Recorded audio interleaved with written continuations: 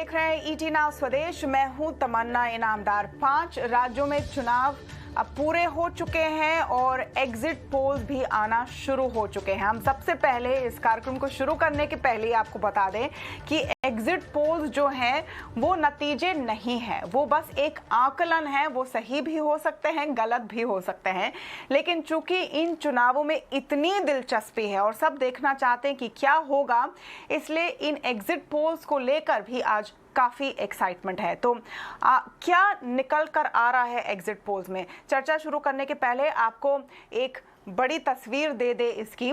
तो आम तौर पर जितने भी एग्जिट पोल आ रहे हैं, यानी चुनाव होने के बाद जब लोगों को पूछा जाता है कि इन्होंने किसको वोट दिया और एनालिसिस के तौर पर जो नंबर आ रहे हैं उसके मुताबिक बीजेपी उत्तर प्रदेश में लौट रही है। ज्यादा से ज्यादा पोल ये कह रहे हैं, लेकिन उस तरह के नंबर के साथ नहीं जो 2017 में देखा था। 2017 में बीजेपी को 300 से ज्यादा सीट मिली थी, 312 सीट मिली थी, और इस बार जो औसत नंबर हम आपको बता रहे हैं वो 200, 225, 26 के आसपास है। अगर आप सारे पोल्स को देखें तो ये भी बहुत बड़ी बात है कि उत्तर प्रदेश में एक बार फिर से बीजेपी सरकार बनाने जा रही है इन एग्जिट पोल्स के मुताबिक, लेकिन उनको टक्कर मिलती जा रही है। और जो दूसरी बड़ी पार्टी उभर कर आ रही है उत्तर प्रदेश में वो समाजवादी पार्टी है।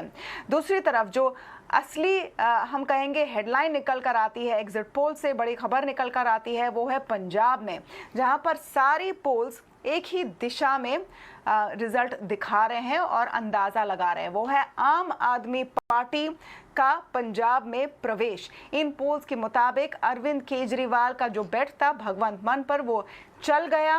वो दिल्ली के बाद पंजाब में सरकार बनाने जा रहे हैं इन पोल्स के मुताबिक। और अगर ये पोल सही निकल कर आए और पीछे वो छोड़ जाते हैं कांग्रेस को और ऑब्वियसली अकाली दल को भी, यहाँ पर कैप्टन अमरिंदर सिंह और बीजेपी की जो जोड़ी है वो ज्यादा कुछ नहीं कर पाती है, लेकिन आम आदमी पार्टी क्लियर मेजॉरिटी से जीत रही है इन पोल्स के मुताबिक। कहानी और भी दिलचस्प हो जाती है जब हम उत्तराखंड और गोवा की बात करते हैं। यहाँ पर क्लोज कॉन्टेस्ट, अगर आप औसत नंबर निकाल ले सारे पोल्स का तो एक बहुत ही क्लोज फाइट नजर आती है। तो ये किसी भी तरफ जा सकता है और मणिपुर जा रहा है बीजेपी को वापस। एक बार फिर मैं बता दूं, ये केवल एग्जिट पोल्स है, ये नतीजे नहीं हैं। तो आइए आगे चर्चा करते हैं कि अगर ये कहानी सही निकलती है 10 मार्च को तो इसका क्या असर होगा मार्केट पर और देश की राजनीति पर।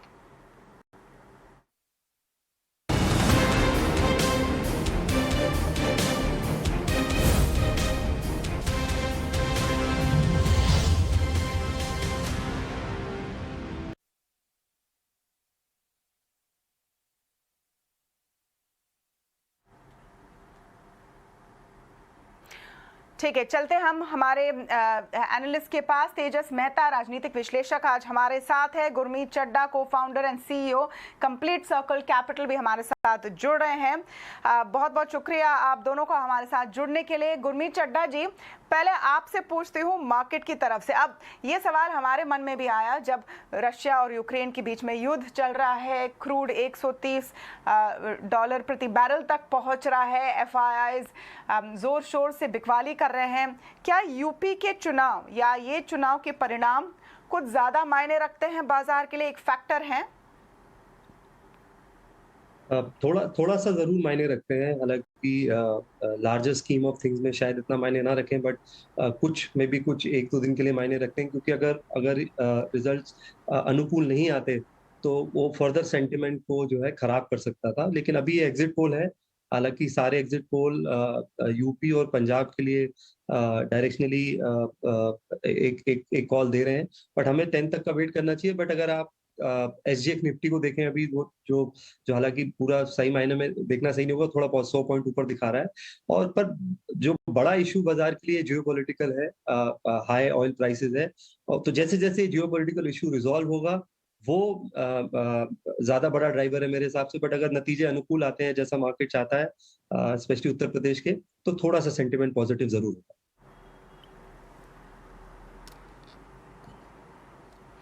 तेजस मेहता, क्या ये अंत में मायने रखता है कि बीजेपी किस मार्जिन से उत्तर प्रदेश में जीतती है? चूंकि उनका ट्रैक रिकॉर्ड अब चुनावों में काफ़ी अच्छा रहा है, पिछले 7-8 सालों में वो ज़्यादातर चुनाव जीतते हैं, तो ये एक बेंचमार्क भी उनका बढ़ जाता है। तो अगर वो जीतते हैं जैसे ये पोल्स बता रहे हैं, लेकिन एक छोटी रिड्यूस्ड मार्जिन से, क्या ये इससे फर्क पड़ता है राजनीति पर? देखिए, दिलचस्प की बात ये है कि जो असेंबली इलेक्शंस है और लोकसभा इलेक्शंस है, ये सिर्फ 2 साल में लोकसभा इलेक्शंस आने वाले हैं। तो 2 साल में बहुत बड़ा परिवर्तन लाना कोई भी सरकार के लिए काफ़ी मुश्किल हो जाता है, क्योंकि जो आखिरी साल होता है, आखिरी 6 महीने ज़रूर वो ज़्यादातर इलेक्शन कैंपेनिंग में ही जाते हैं, रणनीति बनाने में जाते हैं, तो उसमें गवर्नेंस बहुत कम होती है। तो जो सेकंड हाफ होता है, सेकंड कोई भी सरकार का, उसमें गवर्नेंस कम और इलेक्शनिंग ज्यादा होती है, प्रिपरेशन ज्यादा होता है। तो इसके बाद हम देखेंगे 2024 की जो रणनीति होगी, अ, ये नतीजा जो 10 तारीख को आएगा, इसके लिए मोदी सरकार के लिए बहुत ही अहम है, क्योंकि देखिए यहाँ 80 सीट्स है। 80 सीट पिछली बार लगभग मुझे लगता है 65-70 बीजेपी ने जीता था। इस बार नहीं कर पाई थी, जो उनको 2024 में जो दोबारा उनको आना होगा, अपनी सरकार बनानी होगी कोई भी कोalition के बगैर। तो इसके लिए मोदी जी के लिए उत्तर प्रदेश का चुनाव बहुत ही अहम है। और जैसे आप देख रहे हैं कि ये जो एग्जिट पोल्स दिखा रहे हैं कि जो 325 से अभी लगभग 200 250 लगभग हो गया है, 250 245 ऐसा लगभग आंकड़ा आ रहा है। तो ये काफी कम हो गया है। इसका असर आ सकता है यूपी के लोकसभा इलेक्शंस में, और ये जाहिर सी बात है कि ये अमित शाह हो, नड्डा जी हो या मोदी जी हो, उनको ये काफी एक झटका होगा, क्योंकि जो उनकी सीट 80 सीट्स जो लोकसभा की है वो 70 नहीं जीत पाते हैं, 50 भी नहीं जीत पाते हैं, तो उनको जरूर एक बड़ा झटका लगेगा दिल्ली में सरकार बनाने के लिए।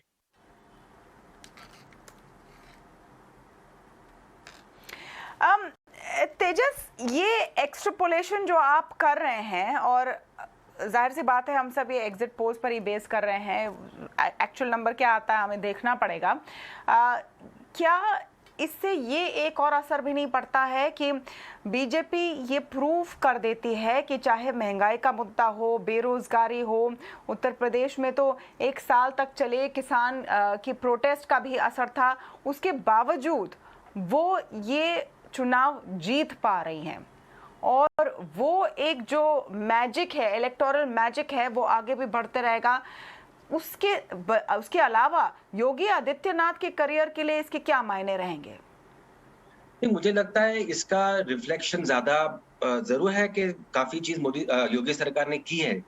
2 अहम चीज मुझे लगती है, एक तो लगता है जो कानूनी व्यवस्था है, लॉ एंड ऑर्डर, वो बहुत अहम है, और जो लोगों को वहां तक जो फ्री ग्रेन्स दिए वो बहुत माने सरकार को हेल्प करेगा, क्योंकि इस स्थिति में जब महामारी चल रही है, हमारी आर्थिक स्थिति कमजोर है, कोई और अनएम्प्लॉयमेंट इतना ज्यादा है, कोई भी तरह की मदद मिले वो जो गरीब तबके के लोग हैं, लोअर मिडिल क्लास लोग हैं, उनके लिए बहुत ही अहम होता है। तो जाहिर सी बात है उनका फायदा योगी जी को लगेगा। लेकिन मुझे लगता है कि ये सबसे बड़ी जो बीजेपी की सफलता है वो है मोदी जी का करिश्मा।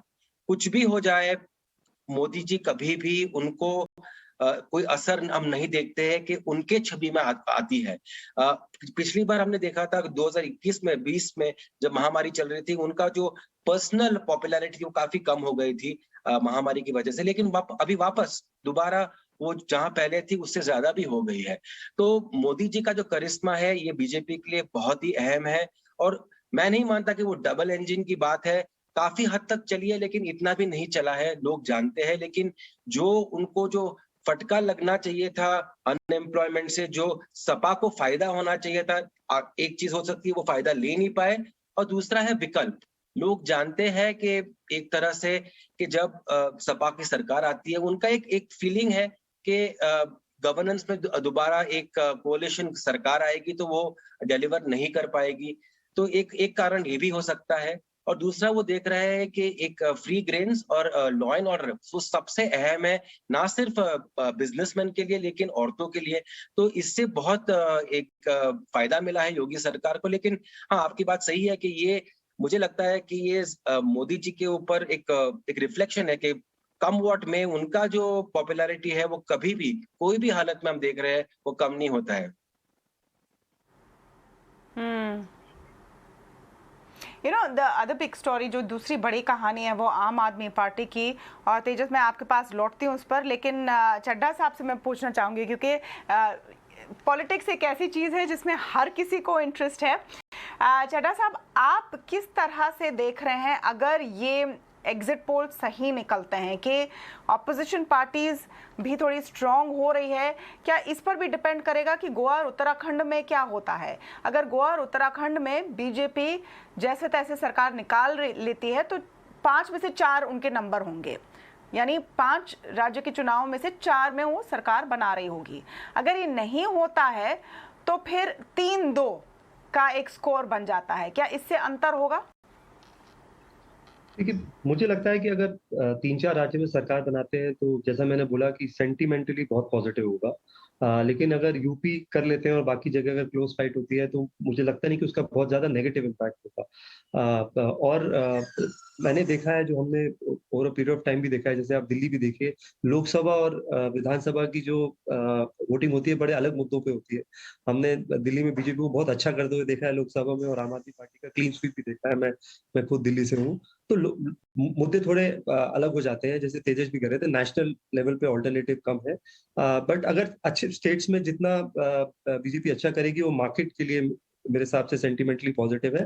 दूसरा, जो ये पेट्रोल जो इन्फ्लेशन है, महंगाई है, अगर जैसा कि सबको लग रहा है कि अभी फ्यूल प्राइस बढ़ेगा, पेट्रोल डीजल के प्राइस बढ़ेंगे, इलेक्शन की वजह से रुके हुए थे, वो अगर थोड़ा ज्यादा, जैसा आपने बोला, रिप्रेजेंटेशन होता है, ज्यादा स्टेट्स में अलग पार्टीज आती हैं, तो उसको लेके भी सरकार पे प्रेशर आता है। दूसरा, हमें रूरल इकोनॉमी के लिए क्या स्टेप्स लिए जाएंगे उस पर भी ध्यान देना होगा।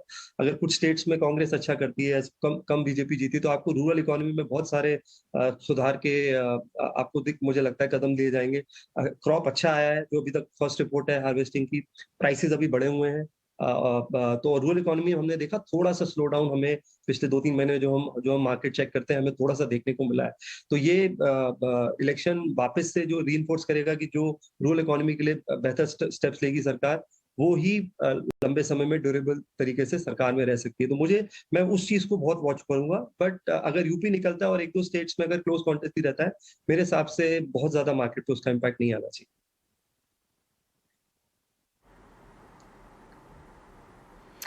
तेजस मेहता, दूसरी जो बड़ी कहानी है इस पूरे चुनाव की वो है आम आदमी पार्टी का पंजाब में सरकार बनाना। फिर से मैं कह रही हूँ, अगर ये एग्जिट पोल सही निकल कर आए, उसको आप किस तरह से देखते हैं? देखिए, मैं मानता हूँ कि ये जो आंकलन है कि आम आदमी पार्टी सरकार बनाएगी या एटलीस्ट मेजॉरिटी उनके पास सिंगल लार्जेस्ट पार्टी होगी, ये मानता हूँ कि ये सही है। और इसके काफी 2 कारण है। पहले तो ऑफ कोर्स जाहिर सी बात है कि जो कांग्रेस में अंदरूनी जो लड़ाई चल रही थी उसका बहुत गलत असर हुआ है लोगों के मन में। लेकिन कांग्रेस ने पहली बार, हमने देखा, एक इंटरेस्टिंग पॉलिटिकल मूव किया। पहली बार हम देख रहे थे कि दलित चीफ मिनिस्टर को दोबारा उनको खड़ाया, उनका चेहरा सामने लगाया है, तो ये डेफिनेटली उनको एक बड़ा एडवांटेज मिला था। लेकिन फिर भी आम आदमी का झाड़ू हर जगह जाओ तो झाड़ू की बात हो रही थी। एक लहर जाहिर सी बात थी। मुझे लगता नहीं था कभी भी कि भाजपा और अमरिंदर सिंह की जोड़ी जो है वो टेक ऑफ कर पाएगी, और लगता है कि वही हुआ है। एक बड़ा एडवांटेज आम आदमी पार्टी को हुआ है, और हमने देखा है कि पश्चिमी भारत में महाराष्ट्र और गोवा में 2017 में उन्होंने। स्वामीनाथन अय्यर जी हमारे साथ जुड़ चुके हैं फोन पर जी, ईटी नाउ के कंसल्टिंग एडिटर, और उनका विश्लेषण भी हम सुनना चाहेंगे। बहुत बहुत शुक्रिया आपका हमारे साथ जुड़ने के लिए। ईटी नाउ स्वदेश पर हिंदी में आपका विश्लेषण हम सुनना चाहेंगे, उत्सुक है ये सुनने के लिए। उत्तर प्रदेश, सबसे पहले आपने एक बहुत ही बढ़िया लेख लिखा था स्वामी सर कि आपके मुताबिक एक लहर है अखिलेश के लिए। अब जो एग्जिट पोल है उनको ज़्यादा से ज़्यादा लोग बहुत सीरियसली नहीं लेते हैं, फिर भी ये दिशा जो दिखा रहे हैं कि जोड़ तोड़ जो भी हो, गणित हो, केमिस्ट्री हो, लेकिन बीजेपी आगे निकल पा रही है, योगी जी वापस आ रहे हैं, ऐसे लक्षण नजर आ रहे हैं। हाँ जी बिल्कुल। मैं तो इतना ही कहूंगा कि हम जब उत्तर प्रदेश में थे इलेक्शन कवरेज में, हम 3 रैली में गए थे। अखिलेश के रैली में बहुत जोश था, बहुत जोश। मोदी के रैली में कोई ज्यादा एक्साइटमेंट नहीं था, और योगी के रैली में तो लोग निकल रहे थे उसके स्पीच खत्म होने के पहले भी। तो ये 3 रैली हम गए थे, उसके मुताबिक हमने बोला लग रहा है कि ज्यादा जोश अखिलेश के लिए है। मगर ये भी हमने लिखा कि भाई ये तो अगर सोचो कि अगर इन 3 कॉन्स्टिट्यूएंसी में भी अगर बीजेपी अच्छी तरह ना हो और 400 और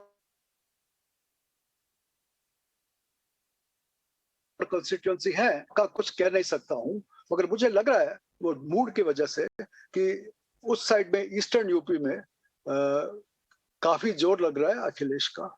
मैं इतना भी बोलूंगा कि अगर हमने इतने इलेक्शंस कवर करने में हमें तो पता लगा कि एग्जिट पोल का कोई ज्यादा मतलब नहीं है।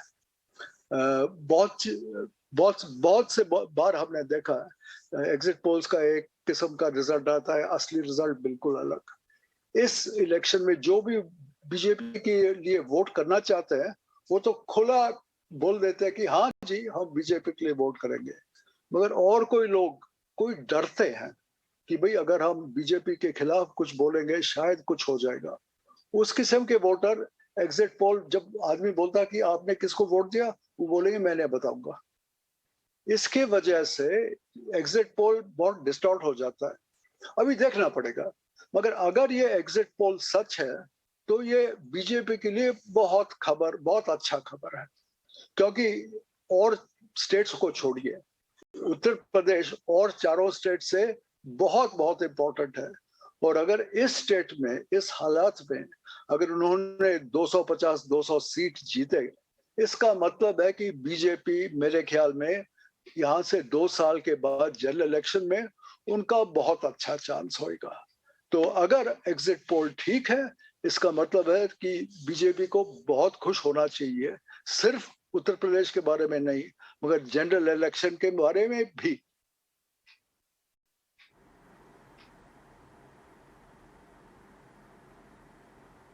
जी, एक और सवाल स्वामी सर, और वो है पंजाब को लेकर, जहां पर चौंकाने वाले लक्षण आ रहे हैं एग्जिट पोल से कि आम आदमी पार्टी वहां सरकार बनाने जा रही है, कंफर्टेबल मेजोरिटी के साथ सरकार बनाने जा रही है एग्जिट पोल्स के मुताबिक। और आपने पहले से ही कह दिया कि एग्जिट पोल्स पर ज़्यादा भरोसा नहीं किया जा सकता, वो एक आकलन है, कभी सही निकलते कभी नहीं। लेकिन अगर ऐसा होता है तो आम आदमी पार्टी तो एक अलग लीग में चली जाती है। बिल्कुल, ओपिनियन पोल में आम आदमी पार्टी का लीड इतना ज्यादा है कि मुझे लगता है अगर ओपिनियन पोल्स में थोड़ी गलती होए तब भी आम आदमी पार्टी को जीतना ही चाहिए। और ये तो खैर इलेक्शन होने के पहले भी बहुत से लोगों ने बात किया था, और आम आदमी पार्टी तो फेवरेट पार्टी था, औरों का जीतने का चांस कम था। इसीलिए मेरे ख्याल में आम आदमी पार्टी जरूर आएगी। और इसका मतलब है कि अब तक सिर्फ एक छोटी सी दिल्ली के स्टेट में पड़े थे, अब एक असली स्टेट पूरे के पूरे उनके हाथ में आएगा। अब देखना पड़ेगा वो पंजाब का पूरा कोई रेवोल्यूशन करा सकते हैं कि नहीं। इतने सालों से एक साइड पे कांग्रेस था, दूसरे साइड पे अकाली दल बीजेपी, और लोग दोनों साइडों से अब उनको तंग हो गया। उनको लगता है कि एक साइड भी हमें डिलीवरी नहीं दे रहा, दूसरा साइड भी नहीं। इतने थके हैं वो नए किसी पार्टी, नए किसी नए चीफ मिनिस्टर के खोज में हैं। और ये आम आदमी पार्टी को बहुत अच्छा मौका मिल रहा है। अगर वो पंजाब में अभी 5 साल तक या 1-2 साल में भी मामला अच्छा चले, इसका मतलब है उनका ऑल इंडिया फुटप्रिंट बढ़ सकता है। तो दिल्ली और पंजाब, अगर पंजाब में भी अगर उनका परफॉर्मेंस अच्छा हो तब मेरे ख्याल में वो और भी प्रदेशों में जम के बढ़ सकते हैं। तो ये भी बहुत इंपॉर्टेंट चीज है उनके लिए।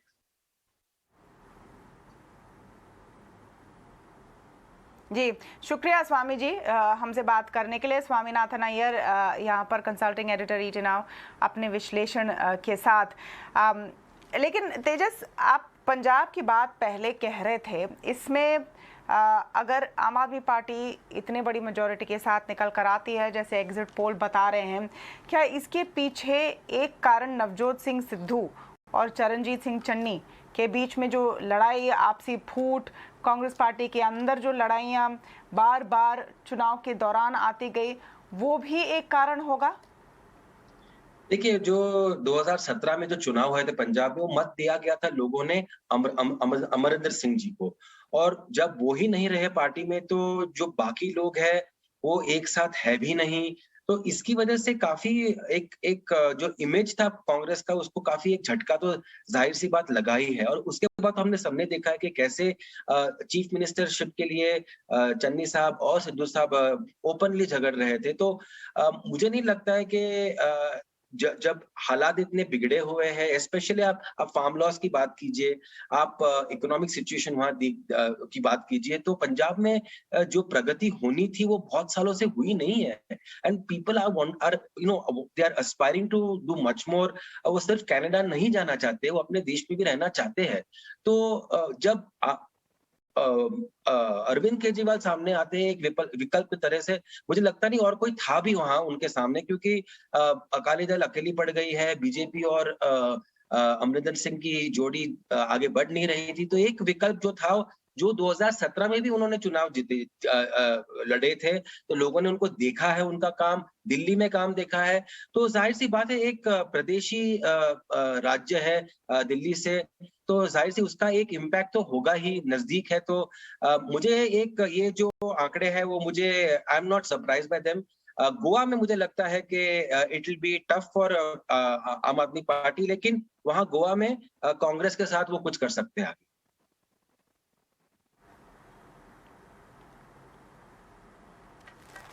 चड्डा जी, लास्ट कमेंट आपका, माफ कीजिए गला थोड़ा अटक रहा है, लेकिन आखिरी कमेंट आपका। जो एक चीज बाजार देखना चाहती है, निवेशक देखना चाहते हैं कि रिफॉर्म का जो प्रोसेस है वो किस तरह से चलेगा, और इसलिए ये भी देख रही है कि क्या बीजेपी उत्तर प्रदेश में लौटती है, क्योंकि अगर वो लौटते हैं कम नंबर से तो थोड़ी सी इनसिक्योरिटी रहेगी। क्या इसके कारण ज्यादा हम पॉपुलिस्ट मेजर देख सकते हैं? बहुत अच्छी बात बोली आपने, और यही मैं कहना चाहता, अगर मार्जिन अच्छा रहेगा तो गवर्नमेंट को वैलिडेशन मिलता है रिफॉर्म्स के लिए। और जैसा मैंने बोला कि रूरल इकोनॉमी थोड़ा सा स्ट्रगल कर रही है और हमने थोड़ा ग्रोथ मोमेंटम स्लो डाउन देखा। आरबीआई ने भी अपनी मॉनेटरी पॉलिसी में बोला कि there is some loss of growth momentum, तो उस पर डेफिनेटली असर पड़ेगा। लेकिन अगर मार्जिन अच्छा है और यूपी के अलावा एक दो स्टेट्स में और सरकार बना पाते हैं, तो मुझे लगता है कि जैसा स्वामी जी ने भी बोला कि 2024 में वो ज्यादा आश्वस्त हो जाएंगे। और अभी इंडिया जिस स्टेज पे है, जिस हिसाब से जियोपॉलिटिकल सिचुएशन है, हमें काफी तगड़े रिफॉर्म्स की जरूरत है। चाहे वो हमारा एनर्जी बास्केट है, चाहे हमारा आरबीआई का फॉरेक्स रिजर्व है, चाहे हमारी लोकल जो हम आत्मनिर्भर भारत बोलते हैं। मैंने पिछले महीने के नंबर्स देखे, हमने यूपीआई में कुछ 2.5 बिलियन ट्रांजैक्शन किए जिनका वैल्यू 8.5 लाख करोड़ था। मेरे हिसाब से ये बहुत बड़ा अपने आप में एक अचीवमेंट है। तो हमें और रिफॉर्म देखने को मिलेंगे, हमें रूरल एरियाज में और रिफॉर्म देखने को मिल सकते हैं, स्पेशली फार्म लॉस के रोल बैक के बाद। तो मेरे हिसाब से रिफॉर्म प्रोसेस को बहुत बहुत पॉजिटिव बूस्ट मिलेगा अगर मार्जिन अच्छा रहता है और 2-3 राज्यों में एनडीए सरकार बना।